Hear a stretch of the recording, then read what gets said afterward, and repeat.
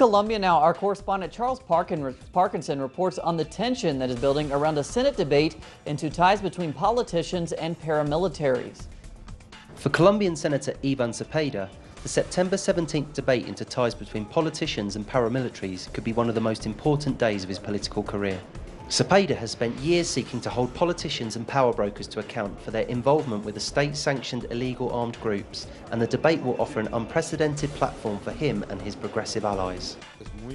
It is very important that the country learns the truth about what has happened, and to a substantial extent that the truth involves the top leaders. The most prominent of those set to come under the microscope is former President Álvaro Uribe, who the Congressional Ethics Committee have declared Cepeda cannot name during the debate. It's a decision Cepeda disagrees with and may be unwilling to uphold.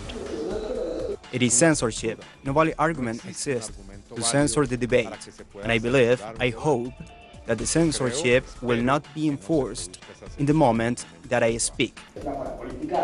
For Nelson Camilo Sanchez, an investigator with NGO De Justicia, the debate is critical to uncovering the unknown truths behind links to illegal paramilitary groups that in many cases remain active.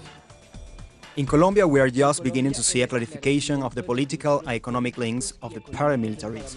There was an important process by the Supreme Court of Justice that confronted some of the biggest bosses, but the large empires, both political and economic, that were produced by the relationship between politics and the armed conflict continued intact today in many regions.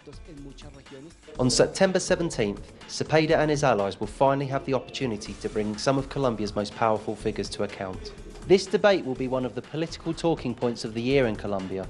Sadly, it is rumoured Álvaro Uribe will choose not to take his seat in the chamber to hear it. Charles Parkinson, Telesur in Bogotá, Colombia.